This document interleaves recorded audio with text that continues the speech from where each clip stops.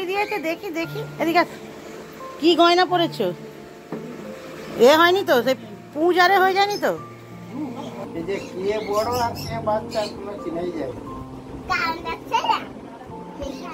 Happy birthday dear Mishtu, happy birthday to you. একটু ভদ্রভাবে থাকবেন, তাড়াতাড়ি আসবে, ভালোভাবে যেও।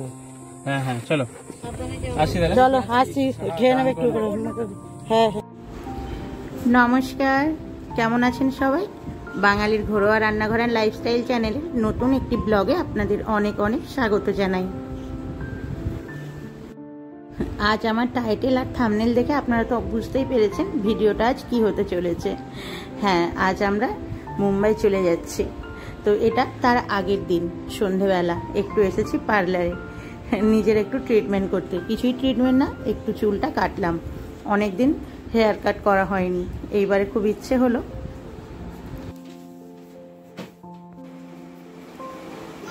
তুমি না বলে এসছো, কুটুম তো নেওয়া যাবে না। হ্যাঁ, আমি কুটুম, তুই কে তাহলে? হ্যাঁ, দেখি তোমার নাক ফুটি দিয়েছে, দেখি দেখি এদিকে কি গয়না পরেছো? এ হয়নি তো, সে পূজারে হয়ে যায়নি তো? ব্যথা আছে? ব্যথা তো থাকবে এখন একটু। একবারে সব বরাবর হয়ে গেছে। ওই যে দেখলেন সকাল সকাল, মানে আমরা যেদিন আসবো মুম্বাই তার আগের দিন সকাল সকাল মিষ্টু, দুষ্টু, মা বাবা সবাই মিলে দিল আমাদের সারপ্রাইজ। ওই দিন না বলেই ওনারা এসেছেন। অবশ্য ওনাদের আসার কথা ছিল বিকালে, ওনারা না বলে সকালেই এসেছেন। সত্যিই সারপ্রাইজ হয়েছি আর ভালোও লাগছে। ওই যে চলে যাব এখন, আবার কতদিন দেখা হবে না। কয়েকদিন আগে আমি গিয়ে থেকে এসেছি বাপের বাড়ি, সেটা আপনারা তো জানেনই।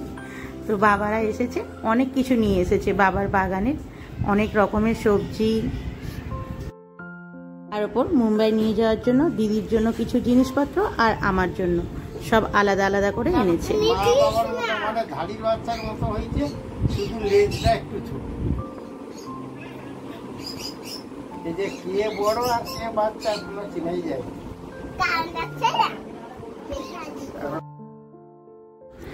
এই যে দেখুন, এখানে এসেই আমার ভাইজি আর আমার বাবা দুজনে পড়েছে পাখির পেছনে। এই যে এইগুলো আমাদের ওই যে ককটেলের বাচ্চা হয়েছে, আপনারা তো দেখেইছেন। ককটেলের বেশ অনেকগুলোই বাচ্চা হয়েছে, ওরা আবার এখন একটু বেশ বড় হয়ে গেছে। দেখুন, দেখলে সত্যিই চেনা যায় না কে মা আর কে বাচ্চা। কি করবে? কিছু করবে না তো, বেবি। এমনি হাত বুলা, মাথায় হাত বুলা, গায়ে হাত, বেবি বেবি তো গায়ে হাত গুলা কিছু বলবে না, দে হাত গুলা কিছু হবে না। এই তো এই তো এই দেখ, দে হাতে। না কামড়াবে না, আমি একটা কথা বলেছি, এটা তো বেবি। হাতে সুন্দর হাত দিয়ে। আচ্ছা আমার হাতে হাত দে, আমাকে হাত দে। বড় কাম কর, এটা বেবি। ও নিবে নিচ্ছিল, দেবে না বলে এমন করছে। তোমার গায়ে তো বেবি বেবি।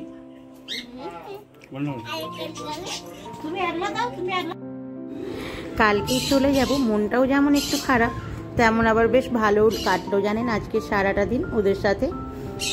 বাড়িতে এমনি বাচ্চারা থাকলে তো ভালোই লাগে, তার উপরে আবার আমার এই ভাইজি দুটো, জানেনই তো। আর তার উপরে সব থেকে বড় কথা, আজকে কিন্তু আরও একটি স্পেশাল দিন। আজ ঠিক নয়, আজ রাত্রি 12টার পর হবে, কালকের ওটা হবে মিষ্টুর বার্থডে। আর মিষ্টুর বার্থডে মানে বুঝতেই পারছেন আমাদের এমনই টিকিটটা হয়েছে, কিছুই করার নেই। খুব ভুলবশতই টিকিটটা হয়ে গেছে, তখন আমরা এতটা ভেবে বা বুঝে করিনি, অনেক দিন আগে থেকেই আমাদের টিকিটটা করা ছিল। তাই জন্য আজ 12টার পর আমাদের একটু সেলিব্রেশন হবে। তো 12টার পর তো আর খাওয়া দাওয়ার ব্যবস্থা করলে হবে না, খাওয়া দাওয়ার ব্যবস্থাটা হয়েছিল আমাদের আগেই। এখন এই যে মিষ্টুর আমার হাতের পছন্দের বিরিয়ানি বানিয়েছি। ও আমার হাতের বিরিয়ানিটা খেতে খুবই পছন্দ করে, শুধু ও না বাড়ির সবাই। তাই আজকে বানানো হয়েছে বিরিয়ানি, এখানে সাজিয়ে মিষ্টুকে এখন খেতে দিয়েছি। কি ব্যাপার মিষ্টু, জন্মদিনের নাম শুরু করো নাকি? এই তুললো রে, ঠান্ডা কি?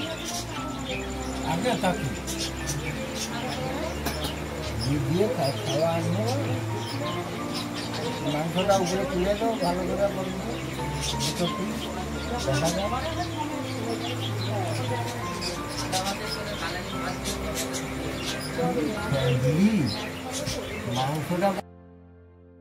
তো চলুন, মিষ্টুর তো খাওয়া হয়ে গেছে, মিষ্টুর দুষ্টুর আবার এদিকে বাবারও হয়ে গেল। এবার আমরা বসে পড়েছি সবাই মিলে ফটাফট খেয়ে নেব, কারণ প্রায় কিন্তু 12টা বাজতে যায়। 12টার পর আবার মিষ্টুর কেক কাটা হবে, ওই যেমন তেমন করেই অবশ্য হবে, যেহেতু আমরা সকাল সকাল বেরোবো। তাই আজ এমনি অনেকটা রাত তো হয়েই গেল, তাও চেষ্টা করছি যতটা তাড়াতাড়ি করা যায়। কিন্তু ওই যে 12টা পর্যন্ত ওয়েট করতেই হতো, নয়তো বার্থডেটা তো পড়বেই না। আমি বারণই করেছিলাম জানেন, যে পরের দিন ওরা বাড়িতে যেন করে নেয়, কিন্তু ওই যে মিষ্টু শুনবে না, ওর পিসিকে চাই। ঘুরি নিতে হবে ছুরিটা, মিষ্টু ছুরিটা ঘুরি নে। হ্যাঁ, আস্তে করে তোলো, হ্যাপি বার্থডে। আস্তে, হাতে ধর, হাতে ধর, পড়ে যাবে এবার। বনিকে আগে খাওয়াও, তার গোলাপটা তাকে খাওয়াও তো। খাওয়াও দাদুকে, ঠাম্মিকে, দিদুনকে।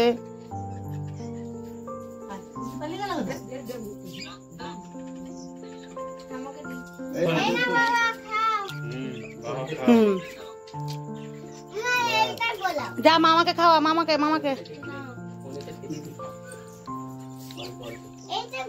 যা, দিদুনকে দে।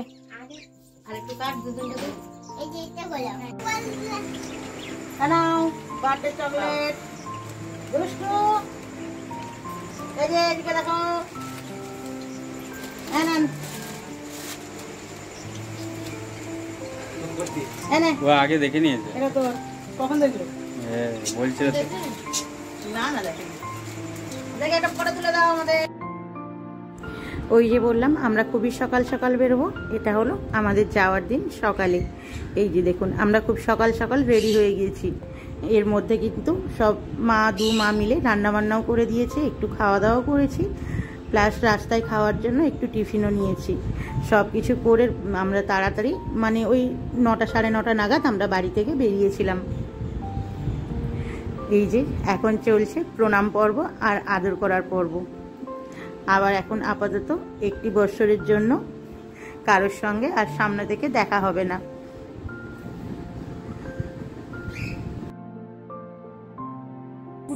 গুটে নিচ্ছি।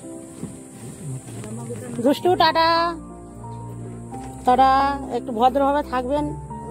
তাড়াতাড়ি আসবে, ভালোভাবে যেও। হ্যাঁ হ্যাঁ, চলো আসি দাদা। চলো আসি, খেয়ে নেবে একটু করে। হ্যাঁ হ্যাঁ, তো চলুন দুগ্গা দুগ্গা করে বেরিয়েই পড়লাম। আর এই যে মায়েদের মনে হয় সব থেকে বেশি কষ্ট হয় ছেলেমেয়েরা যখন তাদের থেকে দূরে যায়। আমার দুই মাকে দেখেই বুঝতে পারলেন। তো আমরা এখন চলে এসেছি আমাদের প্রায় বাগনানের কাছাকাছি। এই যে কালীবাড়ি, আমাদের কালী মন্দির।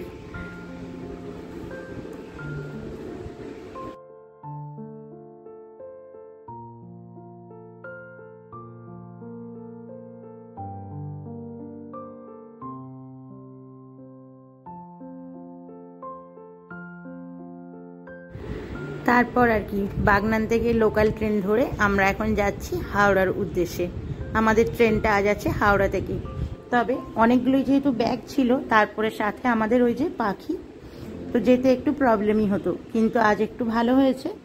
আমার একজন ভাই, মানে আমার মামা শ্বশুরের ছেলে, ও আমাদের বাড়িতে এসেছিল, তাই ওকেও পাকড়াও করে নিয়ে যাচ্ছি হাওড়া পর্যন্ত। তবে ও এক কথাতেই যেতে রাজি হয়েছে। ও এসেছিল আমাদের সাথেই দেখা করতে, আমরা চলে যাচ্ছি বলে, তাই ওকে নিয়েই আমরা চলে এসেছিলাম হাওড়া। এখন এই যে ট্রেনও এসে গেছে। ট্রেনটা অবশ্য ওই দিন একটু লেটেই এসেছিল। এখন আমরা উঠে পড়লাম ট্রেনে। দেখতে দেখতে এই যে নিজেদের চেনা জায়গা, চেনা সব কিছু ছেড়ে চলেছি। আমাদের ট্রেনও ছেড়ে দিয়েছে, কিন্তু আকাশটা দেখুন, দেখতে কত সুন্দর লাগছে। ওই যে মেঘ সাথে রোদ, মেঘলা রোদ যেটাকে বলা হয়, তার উপরে বর্ষার সময় চারিদিক সবুজ। আর এটা তো আপনারা সবাই চেনেন, কলাঘাটের ব্রিজ। আমরা এখন সেই কলাঘাটের ব্রিজ পেরিয়েই চলছি। সত্যি কিন্তু অন্যান্য ঋতুতে আর যাই হোক, বর্ষার সময় আমাদের প্রকৃতি যেন আলাদাই রূপে দেখা দেয়। মহারাষ্ট্রে ঢুকে গেছে, এটা তার প্রমাণ। বড়া পাও, বোঝা যাচ্ছে বড়া পাও আর সমোসা।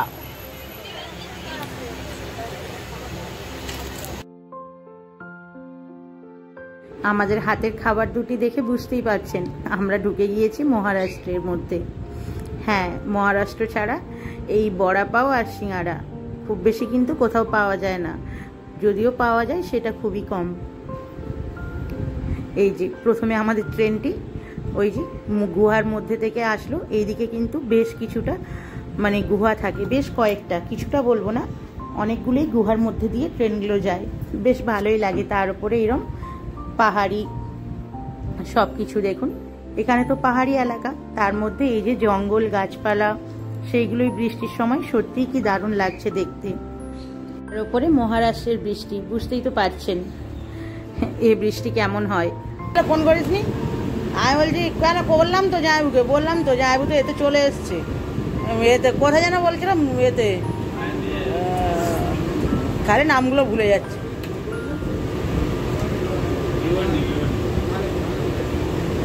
থানের আগে ছিল একটু সেদিকে, থানের একটু, হ্যাঁ মুলুন্ডে।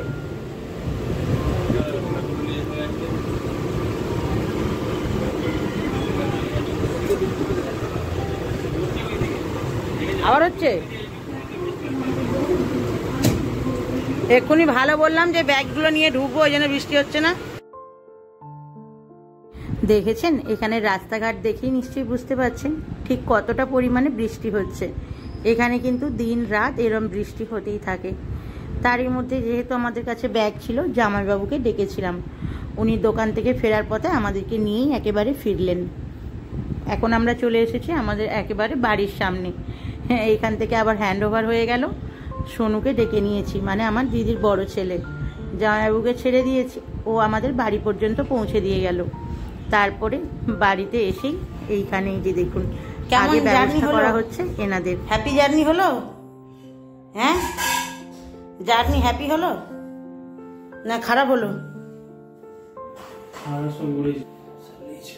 লাংস হয়ে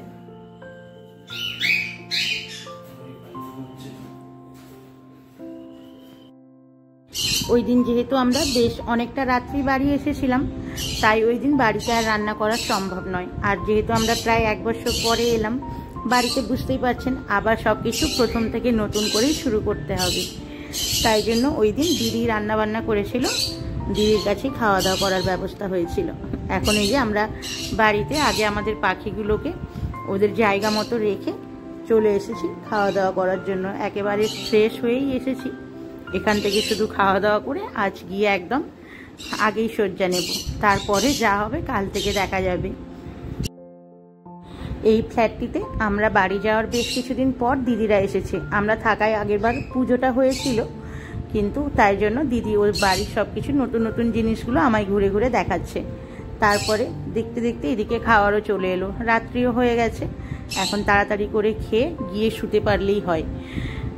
তো তাহলে আজকে আমার ভিডিওটাও এখানেই শেষ করি। ভালো থাকবেন সবাই, সুস্থ থাকবেন, দেখা হবে খুব তাড়াতাড়ি আমার পরের ভিডিওতে। আর নতুন বন্ধুদের কাছে অনুরোধ রইল চ্যানেলটি সাবস্ক্রাইব করে পাশে থাকার। তো চলুন আমিও আমার ঘরটা গুছিয়ে নিই। প্রায় 1 বছর পর ঘরের অবস্থা দেখুন এই রকম ঠিক হয়ে আছে।